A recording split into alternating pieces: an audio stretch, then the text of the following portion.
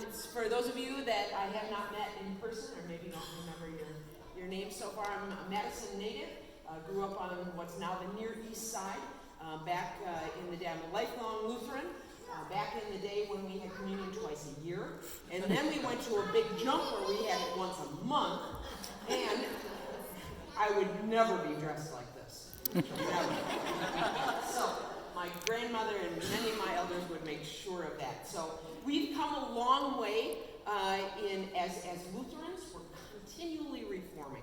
And so it's my pleasure to be part of worship and music, where I think a lot of the reformation goes on and evolving goes on for us as a church on a weekly basis continuously. So let's see. So what have I mentioned? Oh yeah, oh geez. And so then we decided, after my husband retired, we went on a search for a home church. And we looked, and we looked, and we looked. We looked outside of Lutherans. We looked outside of the city. Oh my word, we looked and looked. And then we came to visit Covenant shortly before last Thanksgiving. And it was like right away. We knew right away. And there's a couple things that Covenant needs to acknowledge about themselves. You guys are welcome. Don't forget to touch people many times as they walk through the door. And the worship is great here. So I'm really glad to be part of worship and music. And we have a mission, which is really important. Next slide, please. Good. So we have the covenant call to go, to grow, and to go serve. So everything we do in worship should invite not only others, but the Holy Spirit in terms of helping us live out that call to go, grow, and to go serve.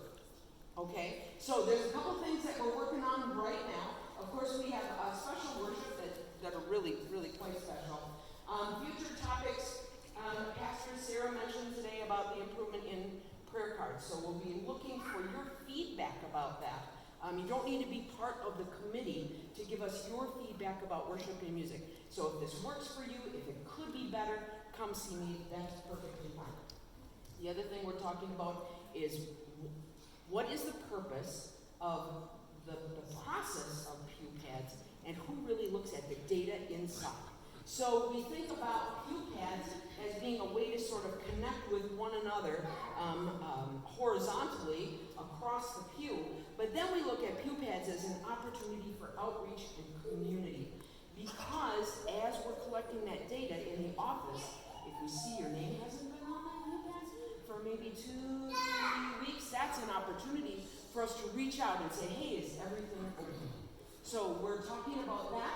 And then, you know, there are so many moving parts. Being married to a pastor, I know that there are lots of folks behind the scenes, not only on Sunday, but all throughout the week to make worship that invitational space for the Holy Spirit to come in, move us around, kind of like Pastor said today, start to move us together in new ways to fulfill our mission.